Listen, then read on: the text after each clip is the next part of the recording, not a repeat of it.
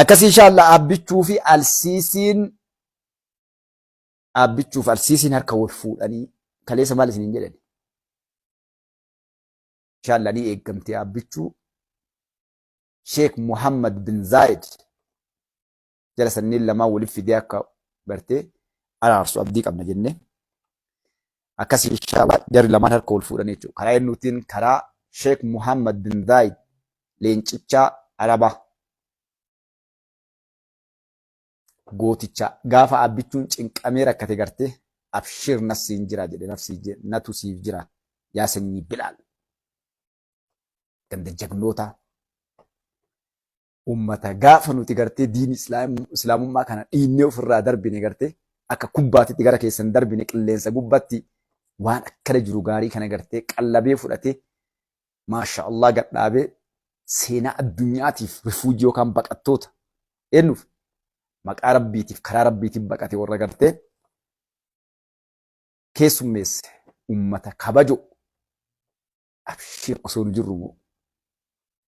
namni jedheen dhaalsiisiif abbichuu harka wal fuusise yookaan ammoo walitti dhiheesse jechuudha. Rabbi khayrii haa godhu. Amiin jedha. Rabbi walitti haa araarsu. Amiin jedha. Hin dagatina. Inni lammaffaadhaa Taadiyoos eenyuti? Taantuu. Haadha waan jajjabduun dhuftan jettanii jedhan. Dubbi jajjabduun dhufte jedhaadha. Taadiyoos Taantuu. Taadiyoos Taantuu kana waggaa 6 ji'a 3tti murteessan yoo jedhan maa taphattan jedhaan garte. Akkasii bana waggaa 60 yookaan umrii eegechuudha. Qaddanyaa nama hadhallee jecha kaleessan hambin waamuun nu waamu. Ka jibbaa Oromootiin caccabee dulloomee jaarsee osoo jiru garte. Ukkaayee nama fakkaanne sheexan lafarra deemu garte. Maraattuu miti nama fayyaa qabu miti jechuudha. Jibbaadhaan kan guutan qandanyaa inamii jettiin gartee faranjiin diina hama fokkata innillee itti murtaa'ee jetti qabxiin itti aantu ammallee al-shabaab Hassan Sheikh Muhammad presidency of republic Somaaliyaadha ajjeesuudhaaf tattaaffii gooteen al-shabaab lafatti dhiphiste maqdishoon halkanii guyyaa wallaaltee iyyaa jirti jechuudha. Abbichuun akka loon barakaa jetti warri gartee afaan Amaariffaa dubbatan. Namni abbichuutu tokkollee nagaan argan. Eega nama HIV hin qabee. Takkatu abbichuun tunde. Bas balaansi buutee kan argattu lamu. Jiraattee naman taatu duuteen dhabamtu. Local biyya keessaa biyya alaatti illaan. Start from Shani Oromoo to Amara, TPLF to Egypt to Somalia. Taabbaatu. Akkanumaan dhiira moggaa deddeemtanii tuttuttanii maa'ii gartee hin cinqaminaa hirriban dhabinaa jennaan. Maqdishoon akka raafamteetti guyyaarraa Maqdishoo odeessa haaraa waggabbaa jechuudha. Guyyaarraa deelii. Odeessa hamaa babbada gabbaa guyyaarraa. Rabbi khayrii haa godhuufi. Hassan Sheikh Muhammad illee Rabbi haa qajeelchu. Ummata miskiina Somaalee ka waggaa meeqa lola keessa dhukkeen itti baatee almost waggaa 40 lola irra jira uummanni sun. Takkaa nagaan arganne.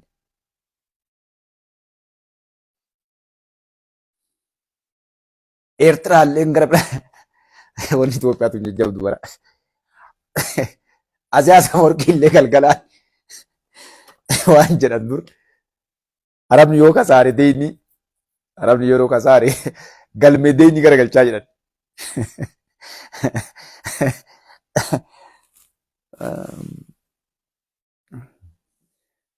Abbichuu hojii tantee nyaadhu abbichuu kiyya. Eertiraallee galgalaan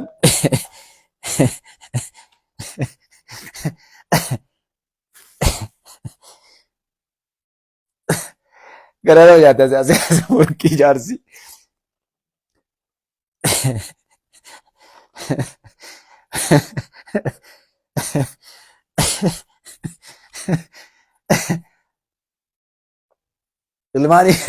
Ilmaan Yohaannisootaa kasaaraniiti. Galmee deeniidha. Galmee deenii garagalchuu eegalanii jechuudha. Humna qilleensa Itoophiyaa himatee birrii irraa fuudhaa kaasaa hojii yaabbichuu ayoo Oromoo yaabbichuun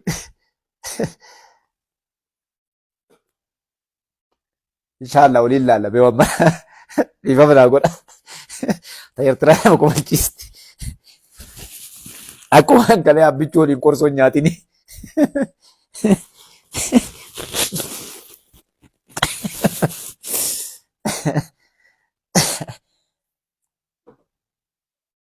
ay wabara gida gidi bara kana alhamdulillah rabbi umrii nu dheeresse asiin nu gahe namni hedduu waan nu agarre tan agarre bara taabbaatu warri Oromoo tuffatu qubatti qabaa turan hundinuu hadha ekeraa akka wee galan ekeraa akkas akkaalee bareedduu ilmaan Oromoo dhiifama guyyaa garii kafataa wal godhaa wajjin deemna na ufolcha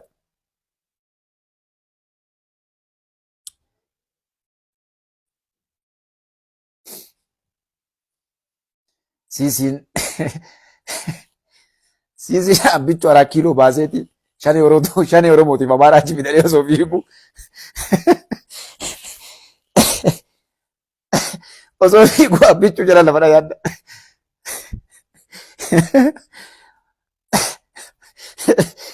wanni abbichuu kun waan ajaa'ibaati bara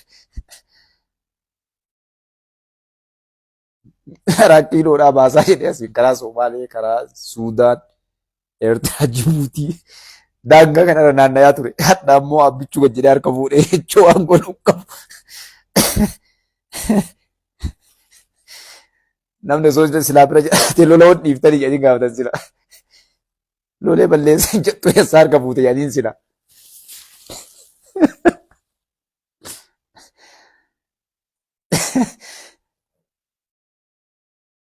tana argadheeti jedheen alhamdulillah jechaa jira dandamattuu sareettiitti jedhanii galatuum Sheek Mahammad bin Zaayid jedhee yoo na idan shukrii galfachuu jira gartee halkaniin ka'ee leeyli sanaatu jira eegar kana fuudhe homaan an godhu eegar kana fuudhe homaan an godhu jedhee shukrii galfachuu jira ani wanni eege maaliidha lakki harkan fuudhu amma karaa nama kanaan haga ukaan waan jedhe san deesu yookaan harkoon hin fuudhe inni numaa gad jedhe harka fuudhe abbichuu shukrii galfachaa jira jechuudha. Dhiifama folchaa.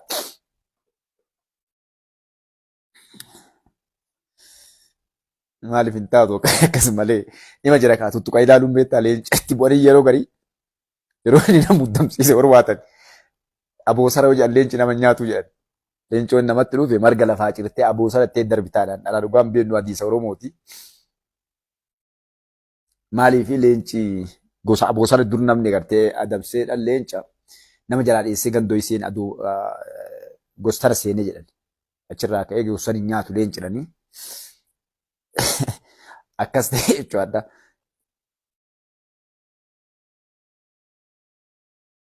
Alsiisiin ayitiin gartee abboo dubbiin jajjabdu sooshaal miidiyaa irratti nama kan harka na fuusee gaadee fakkaate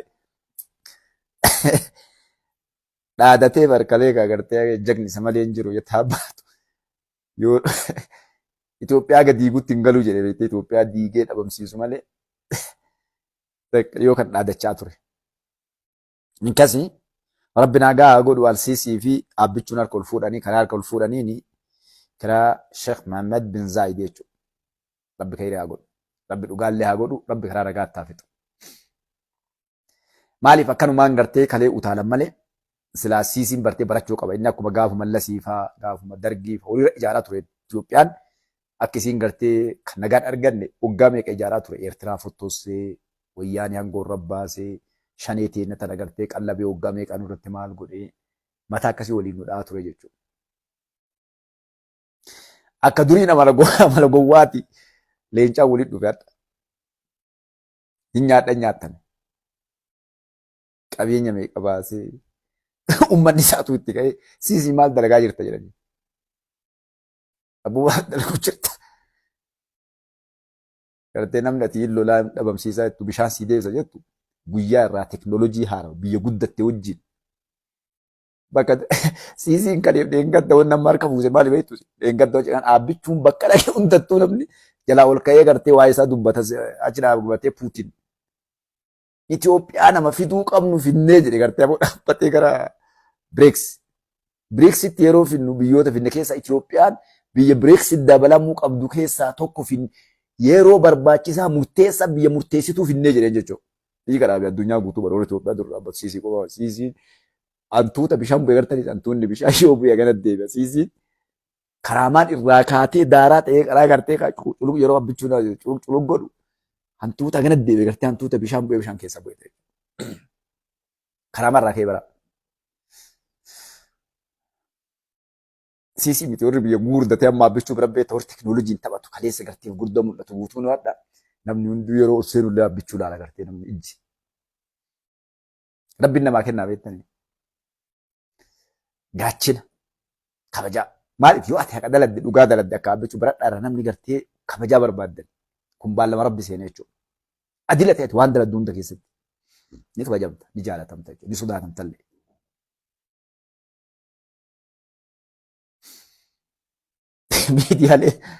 Miidiyaaleen girrisaa hayyootaaf doktoroonni girrisaadhaa bakka jirtu dhabde waan irraa dubbattu waan irraa himti qara yeroo akkana ta'e achi dhaqee Abiyyi maali yoo godhanii jettee dubbattee biqilaa.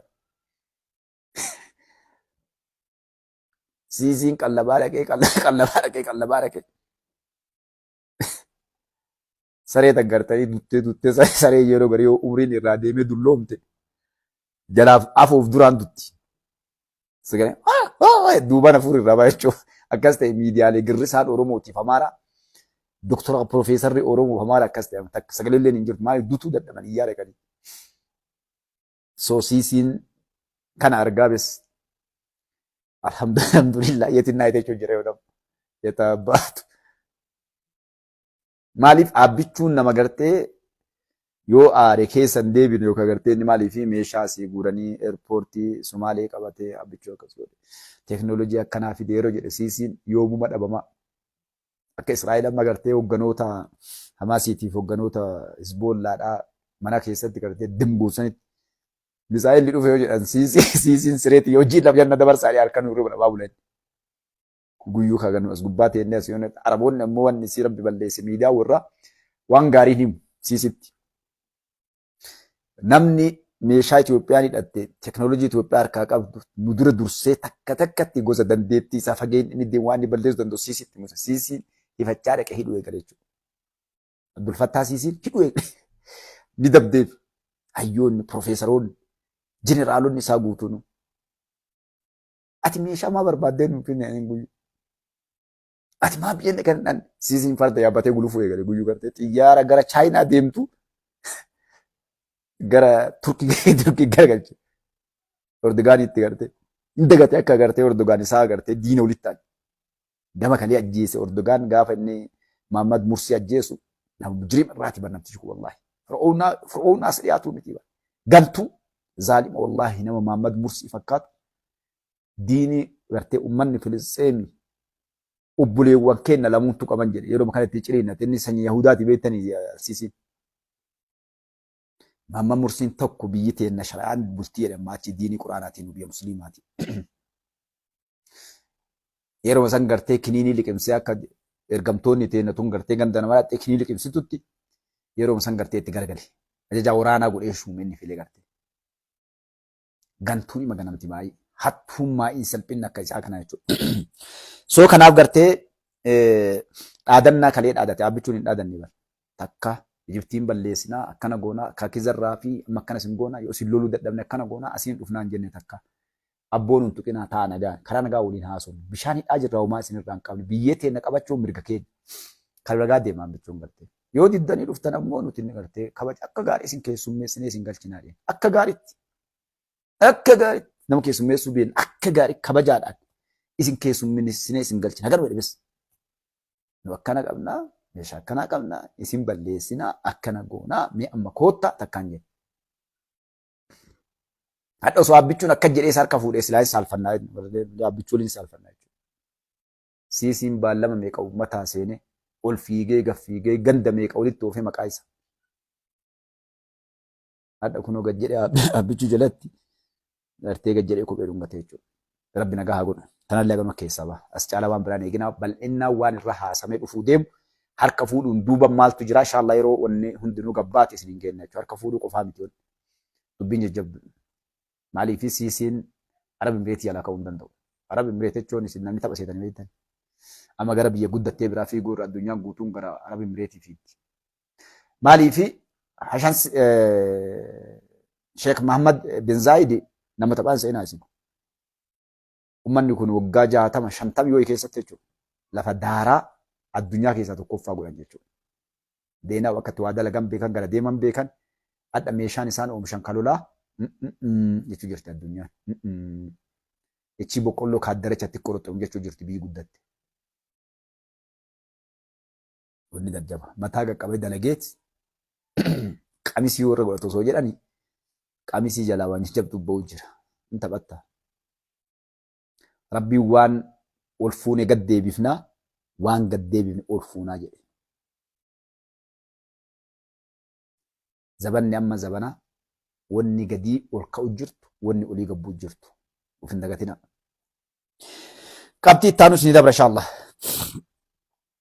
Lama jirraami bakka eenyuun baane tokko waa'ee siisiiti. Inni lammataa amma qabxii namticha eenyudhanii maqaa isaa bonamchi fokkataa kana maqaa isaa waan jalaa bata. Jaarsa kana maqaa isaa illee waamuun barbaadu ani yaa lammanni isuma yaa. Koflee xiqqoo isii ta'oo iftanii dhiifama.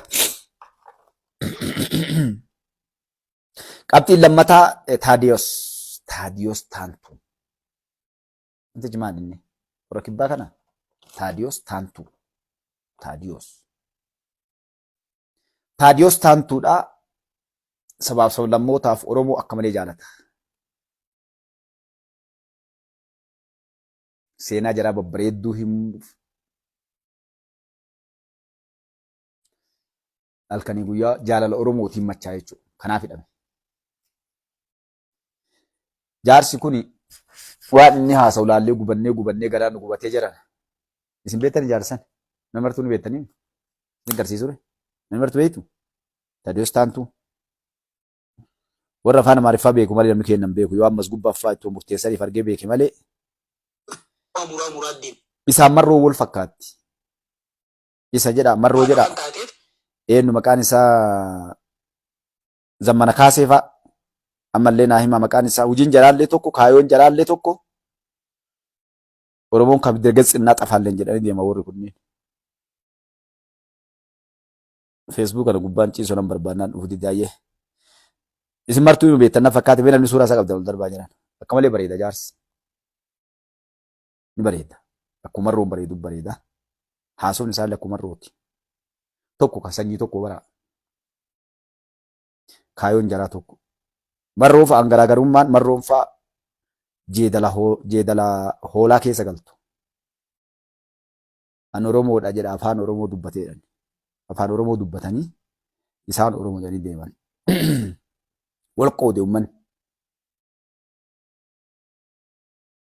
Wal qoodani. Oromoo tana nyaachuudhaaf karaan nutti hin bobba'in hin jiru jechuudha. Jedhan yeroo kaan gabba dhufuu dide dhiisaan bessa. Maaliif suuraa isaa sun waan bareeduuf keerimaa bahuu dide dhiisaa. Maaliif ammoo inni as gubbatti ol bahee jedhe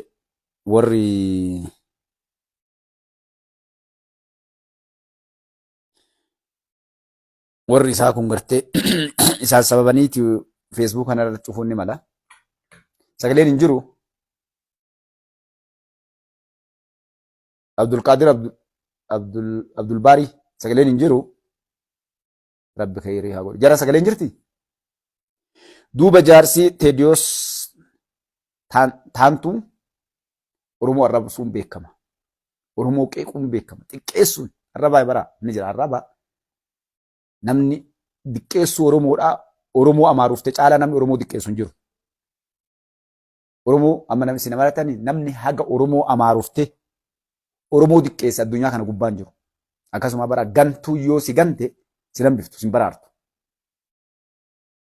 Injiraam sagalee maasha Allah. Obboleessa keenya sirreeffadhu ilaalii isa bira rakkoo hin jira. Oromoo Amaarufte. Rabbi isinitti hin fidin.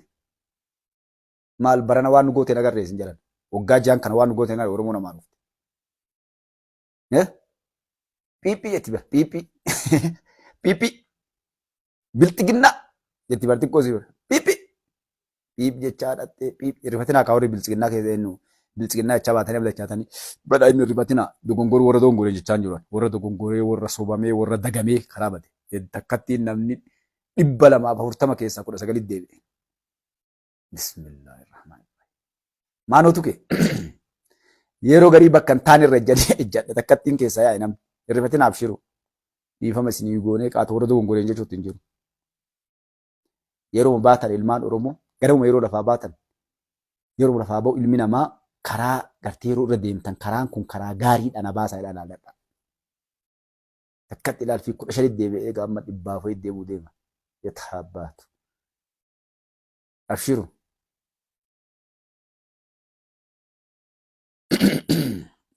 Duuba namni kun Oromoo arrabsuun beekama.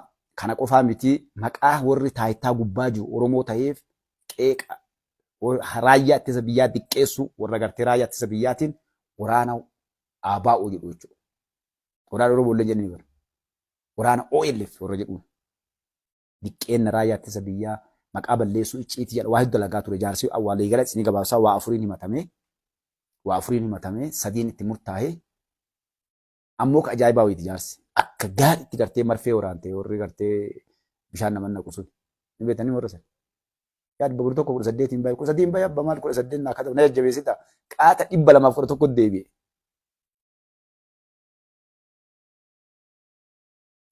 Akkasii jaarsichi gartee ka waggaa 6 fi tsinuu jedhaa warri gartee hidhaa jajjaba jechuudha. Waggaa jajjaba waggaa 6 fi ji'a 3 fi birrii 20,000 jedhanii.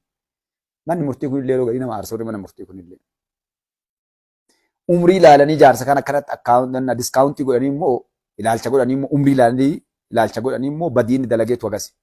Jechoonni inni Oromoon jedhu qofti umriitti murteessite jechuudha. Yeroo garii osoo taphachuu baatanii gartee saba kanatti. Rakkoon mana murtii keessa jiru baay'ee jajjabdu jira mana murtii kana keessa. So kanaaf warri mana murtii keessa jirullee yeroo ilaalan gartee waggaa 6 baatii 3 itti murteessanii jechuudha. Wanni inni haasa'u jechoota hadha namni namaan hin jenne saba namaatiin hin jenne ilmaan Oromootiin jedha. Diqqeessuu, salphisuu namaa. Nafxanyaan warri gartee shaneen lamaan keessaa jechuudha. Nama kana isin beektan afaan Amaariffaa dubbataa. Jecha isaa kana fuudhanii galgala ganama waa iddoo irra dalaganii jechuudha.